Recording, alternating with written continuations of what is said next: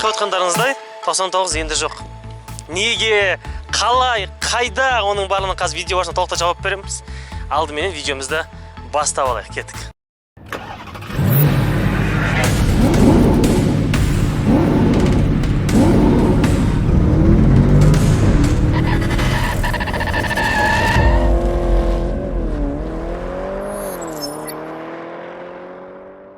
Жалпы айтқан достар, 99-ның осы қайдың баста қалпынан келтіріп, кішкене болса да заманауи жастарскіге бір ретке кетіріп алдық. Одан кейін тағы да новый товарлармен тағы да дополнительно жасадық. Небәрі бізде 2-ақ серия шықты. Сөйтті де 99-ға жақсы сұраныс, жақсы бағамен адамдар сұрап келгеннен кейін, бұндай сумаға, мысалы 99-ға бұлай невозможно деулеріңіз мүмкін. Бірақ сұрағаннан кейін айтады ғой, мысалы қызды сұрап келсе, жолынан ұстама дейді, сол сияқты ғой, көресіз. Сонымен 99 сол күйі сатылды. Ал оның орнына бізде жаңа машина бар. Оны қазір толықтай өтірнектеусінен барлығын көрсететін боламыз. Алдыменен видеомызды басталмай жатып, қазір сіздер білесіздер, машиналарға болжам жасап, ақшаларыңызды көбейтіп алсаңыздар болады. Ол үшін төменде бекітілген комментарияда сілтемеге кіресіздер.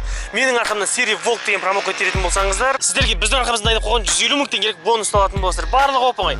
Ол үшін төменде бекітілген комментарияда сілтемеге кірсеңіз және де тіркелсеңіз болған. Олай болса достар, сіздерге сәттілік тілейміз. Ал біз бастаймыз, кеттік. Ал олай болса, көлік жайлы толыққанды қазір бізде автошоу болады. Алдыменен көліктің иесімен амандасып сөйлесіп алайық, кеттік.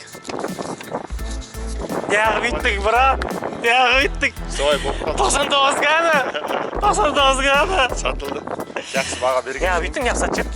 Осы машина шықты ғой, как раз жақсы баға берді. Осы машина алды. 99 қарағанда раритет қой, мыналар аз. Аз дейсің бе? Қазақстан бойынша аз болады. Давай, бейте қазір екеулеп тұрып, жақсылап шолу жасап жүрейік. Давай. Мына көлікке. Өйткені мияқта подписчиктер шыдай алмай қызығып жатқандар бар шығар. Олай болса, экраннан жақсылап жайғаса салыңыздар. Бүгін бізде шолу. Олай болса, кеттік.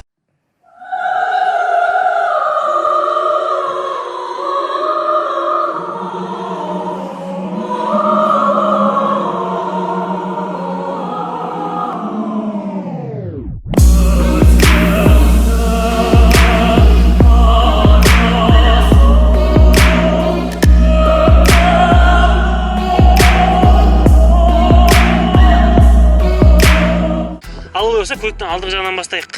Сен машина алған кезде бұлай ақпарат берді ма негізі? Ақпарат берді. Қай жылғы машина? 74 жылғы копейка. Бұлар енді Италиямен бірігіп отырып жасалған машина ғой, кезінде, СССР кезінде. Бұлай енді қарайтын болсаңыздар, алдыңғы фарасының өзі Ниваның тюнингованный фарасы ғой, мынау, Ниваның тюнингованный фарасы, ішінде ДХО-сы, ближний, дальний, поворотник барлығы бір неде орналасқан. Именно өзінің заводской болады, мыналар негізінде. Қалай айтты? Габаритный фаралар. Именно өзінің родной бампері. Сол заманнан бері аман сау келіп жатқан. Сосын подномеріне кішкене астына орналасқан. Негізі заводскойларда бамперге жапсырып қояды ғой. Сосын не деді? Қанша миллион тықтым деді тюнингке? Машина атасынан қалған. Бір-ақ хозяин ба? Бір хозяин. База жоқ, ойлаңыздаршы, бір хозяин. Тюнингке қанша кеткен? Тюнингке тюнинг деген 4,5 миллион теңге құртқан. 4,5 миллион теңге. Покраска барған берген. Айтсақ құлаққа сенімсіз, қазір толық обзор істеген сайын түсініп отырасыздар. По-моему, алдынан тағы не өзгешілік бар? По-моему, осы, Бұның ең қызығы достар, ол жүрегінде. Мына кәдімгі баяғы Mercedes 124-тер бар ғой, солар сияқты бүйтіп капоттың жағын айырып қойып тұрып шұқылай беретін нәрсе ғой. Вот, мотор бізде 16 клапанда приорный мотор орналасқан. Бұларға енді Жигулиге бұндай мотор салу үшін ұзыннан қойған. Тағы не істеген дегенде капот жағынан не бар тағы? Нулевой фильтр орналасқан, мен көріп тұрған. Алда уақытта өзінде план бар ма негізі бұлай? Енді пока план турбина қоятын шығармыз, может. Негізі екеуміз бірігіп 99 жасап отқан адамбыз ғой негізі.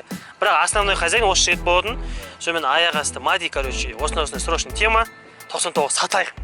Мына жақта тема машина шығыпты деді. Вот осы жаздың соңғы уақыттардың звездасы болып тұр ғой, примерно Астананы жолатып жүрген тұр ғой енді. Капот наоборот ашатын қойған, негізі капот былай ашады ғой. Бүкіл Жигулиде былай ашады. Майда шүйде ремонт жасаған грейма устроюдің өзіне осы удобно да. Ыңғайлы, әйтпесе анадан бүйтіп тозылып, мына жақ шұқылап отқан ыңғайсыз ғой Жигулилерде. Бұда қазір 16 клапан мотор.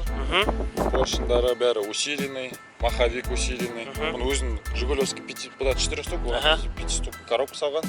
Тоже коробкасын бәрін усиливать еткен. Коробка мотор, редуктор бәрінде не. Лики-моли масло қымбатмай. Қанша 25 мың тұқтыр ма? Ты чё өздер мынандай копейканы менсінбей жатсыздар ма? Бұның мотор майының өзі 25 мың теңге. Жай май емес. Бұған 0,1 қойылған, сосын паук қойылған. 4,1 паук. Дауысы кішкене басқа злой болып естіледі кішкене болса да қазір дауыстарын естіп көретін боламыз. Чип тюнинг істелген евро 0-ға прошитый полностью. Сол. В общем, короче, барлық ыңғайды келтірген. Паукты термолентамен істеген, бірінші кипятокқа салып, ыстық күйінде мынаны орайды. Мынау термолента мынау ыстық қой өткені. Не үшін деп сұрайды оны оқырмандар? Не үшін? Өйткені ыстық. Мынау пластмастар, тоқтар еріп кетпеу үшін әдейі осы термолентаны қояды. Осында қондырып алған, иә. Чо там? Кім бар еді жарысатын? Бой, Приора, Читернашка. Келе берсіңдерші. Ал іш жақта бізде байқап отқандарыңызда бірден көзге түсетін, көліктің салонын ашатын, ол бізде руль. Руль нардидікі. Егерде кімде-кім білетін болса, иә, бұлар редкиге деседі, және де редки болғандықтан бұлар бағасы қымбат болып келеді. Қанша мың теңге мыналар? 100-дің үстінде. Мынау таза дереводан жасалған. И жаңағы материалының өзі өте өзгеше, андай темір мен алюминий араласқан материалдар болады ғой, басқаша. Так, ішінен айтамыз, бірден жоғары жаққа қарайтын болса, даже приораларда Приора люкс плюсте болады андай ортада ше подсветкалар. Сол сияқты алькантара емес, бірақ десек те қара обычный потолок. Негізі қара потолок кішкене машинаға уют сезіледі, андай байқайсың ба негізі? Иә, конечно. Сосын полный іші қызыл кожа сиденье. Бұл сиденьялар бізде шестеркадан, иә? Шестеркадан, иә, экспортный бұлар қызыл цвет редкий болады, бер жағы велюр, арты кожа. Но кавраван экспортный тоже. Кавраванның өзі. Кавраван өзі редкий. Бұл кавраванды Россиядан заказ берген сиденье. Торпедода бір трещина жоқ, торпеда новый. Жарылмаған да. Новый секілді. Мына пластмастар, козырек, бәрі новый, бәрі новый алдыртқан. Даже бағасын өмірге жазылып тұр ғой. Полный. Сондай-ақ өзінің заводская щитогы, вода, бензин, бұларда аппарат болмайды, негізі тахометр болмайды, сол себептен бұл көліктің хозяйыны өзі дополнительно жаққа тахометр орналастырған. Және де автозавод 2 кілт берді. Старлайн қондырған автозавод. Оталдыра береміз. Сигнализация. Бәрі паркингте тұрады ғой, сонда да. Так, сондай-ақ бізде мына жерде мінекей фарасы, щитоктың және де габарит ближний фарасы, сондай-ақ мына жерде негізі дворник қосылу керек. Бірақ бұған хозяин вентилятор қосып қойған ғой деймін. Дополнительный вентилятор қосып қойған. Негізі, бұлар немен қосылмай ма өзі автоматически? Қосылады автоматически. Бұлар на всякий случай дейсің ғой, иә? Друг істемей қалыватса, друг қайнаватса. Вот көрдіңіздер ма? Сақтық қайықта жатыр. Сондай-ақ бұларда не бола ма, не аварийка? Жоқ, болмайды, бұл заводской аварийка болмайды. Өзі істеген қолдан. Ты чё? Негізі бәсе бұл Запорождарда, алғашқы шыққан бұндай копейкаларда болмау керек негізі. Сондай-ақ ортада орналасқан магнитола. Бұл пионер. Примерно мына фирмасына бағасын айтып берейін ба?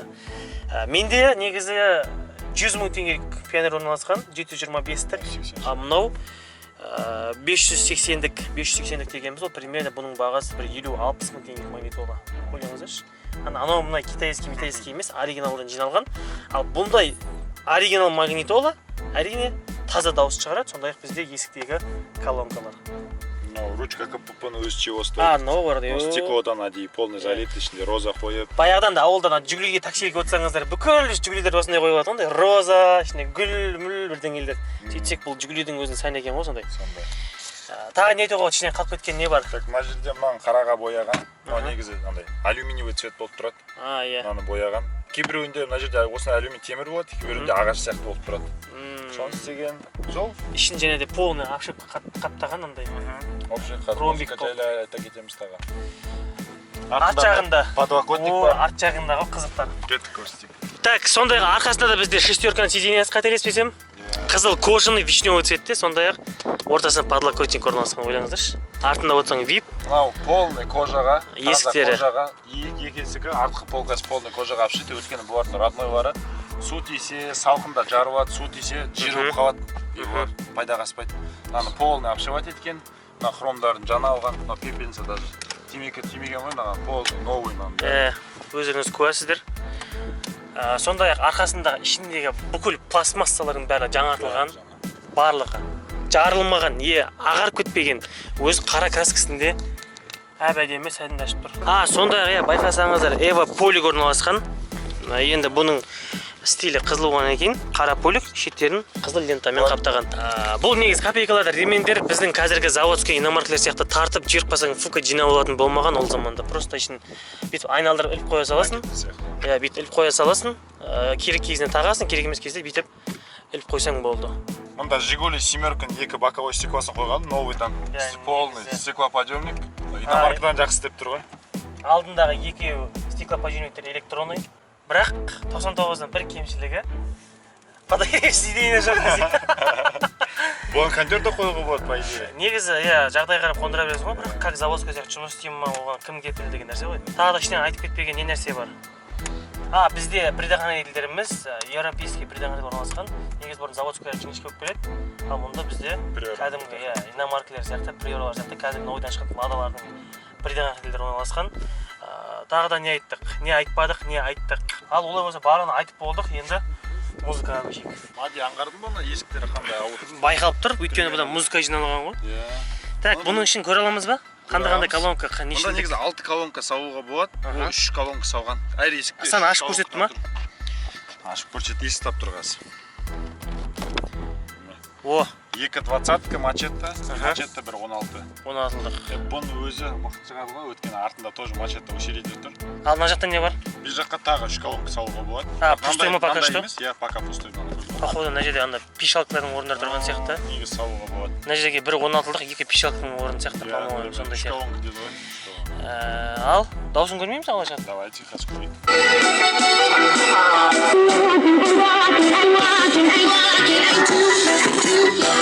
Негізі ютубта бұндай музыкаларды қатты қоя беруге болмайды.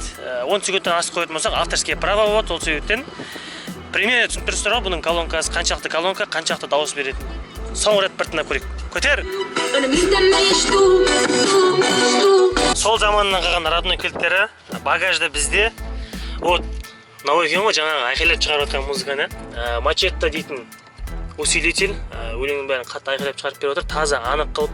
Сондайға егер де сен музыка жинайтын болсаң, саған кез келген уақытта дополнительно тағы да бір аккумулятор қажет болады. Сондай-ақ запаскамыз оригинал сол заманнан емес, родной. Сол заманнан. Ой, Өзінің запаскасы. оригинал запаскасымен. Че оларды астына салмай ба? Және де шеттерін бәрі полный пластмасспен қапталған. Пластмассының бәрі новый тоже. Как иномарка ғой, Бір царапина жоқ. Әйтпесе басқа біреудің жүгілерден қарасаң кузов көрініп тұрады, темір. Багажник пульттен ашып отыр. Багажник пультпен. Мына жерде мінекей аппарат орналасқан өзінің приоралар сияқтандай не болады қандай. Не етеді, андай доводчик қой. Шытық етеді. Хозяин 1 литр краска берді. Вдруг керек болып қалғанса, бір жері сырып қалғанса. Хозяйны тағы да краска береді. Бұндай сен еще табу қиын ба? Бұны өзі полный өз қолымен краскілеген ба? Жоқ, оны берген покраске. Қанша деді? 800 теңге кеткен покраске. Полный шашып, кейбір есіктерін ауыстырған, бәрін дайындап, сваркілейтін жерін сваркілеген. Татуы наңарсы болттарына дейін қап-қызыл ғой? Әр болтына дейін шешкен ғой, ходовка, полный шешіп. Тізіп гайкілеріне дейін краскілеген ба? Асты шермеу үшін астын полный мастикамен өткен. Енді асты точно шермейді. Бір жайсы 2 Вот, жыл. көлікке сен қалай қарасаң, ол саған солай қызмет жасайды. Әйтпесе пластмасс бәрін шешкен. 20-шы жылғы 20-шы ғасырдағы 70-шы жылғы көлік мысалы былай қарасаң болсаңыздар. Әлі тірі. Ал бұяқта бізде 2000-шы жылғы асқан машиналар өліп жатқандар қаншама. Негізі поднаменник ана жер тұру керек. Негізі соны байқап отырмын мен де. Стиль ғой тоже. Мына глушақтың өзі де айуан шығар бір, иә? Глушақтың атын ұмытып қалдым бір. Американша аты бар оның. Глушақ стиль тоже бір стильный аты бар. Бұл да бір стиль. Глушақтың өзі де біраз андай айуан болып тұрғандай. По-моему, да болды да, өзінің дисктері. Мынаның қалпақтар, мыналардың өздерінің штамптарында 3000 болады, мына қалпақ киілу үшін. Біз қазір базардан барып 13 штук штамп алсақ, мынау киілмейді. Как андай машинаны байқап отқан шығарсыздар, иә? Как ретро андай классика стилі жасаған, ешқандай тонировка жоқ өзінің несімен. Бұл машинаға вообще ақша аямаған. Қазіргі покрышкасы Нортман Хакапелитта ең қымбат покрышка бар. Маған не жетіспей отырғандай? Аппақ резина болды ғой. Сондай қойсаң болды ғой. Бәсе бірдеңе жетіспей жатыр айттым ғой мен саған алған кезде де ше. Бірдеңе жетіспей жатыр.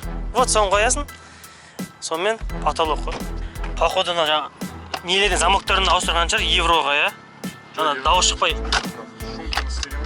О, кәдімгі ауыр оны, иә? Қарсаңыздаршы. Мына жердегі петля бар, полный усилитель өткен мына родной петля бар, мына ауырлықты көтере алмайды. Да, жабылған өзен дауыс байқалған шығар. Ауыр дауыс естіп отыр, кәдімгідей қарсаңыздаршы. Полный обещунка бар ма неме? Крыша. Мына жерде артқы 2 крыло. Мына жерде 2 слойдан кем емес, походу. И 3 слой губка орға сияқты бірдеңе сияқты. Походу біздің шолуымыз мәресіне жетті ой деме, айтылмай қалған не нәрсе қалды? Бұның ходовкасы усиленный, жесткий ходовка, тормозный дисктар. Қанша? бір тормоза дейсің өзі 35 мың теңге тұрады сонда екеуі анау не ғой өткен приора мотор өзінің денесіне иә приора мотор қатты болғаннан кейін тоқтатып үлгеру үшін дейсің ғой бәрі тормоз жақсы. Демек ходовка жағынан барлығы жақсы, ешқандай күмәндарыңыз болмай қойсын. Айтып кететін тағы не бар? Болды, бітті. Походу бітті ба? Еске түсіп жатса келесі айтамыз. Подкрылниктерін өзіңіз байқаған болсаңыздар полный резинамен қаптаған, яғни шірімеудің алдын алу ғой бұл да енді.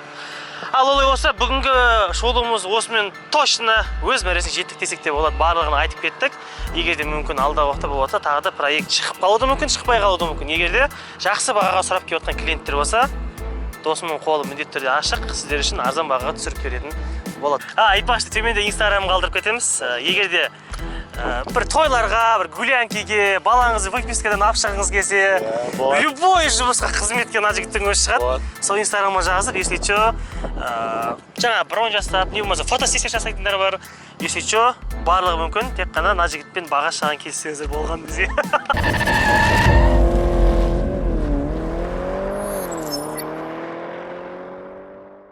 Ал достар, осымен бүгінгі видеомыз өз мәресіне жетті. Егер де сіздерге ұнаған болса, лайктарыңызды аямай басыңыздар, арнаға жазылыңыздар және комментарийге керемет пікірлеріңізді қалдырып кетіңіздер.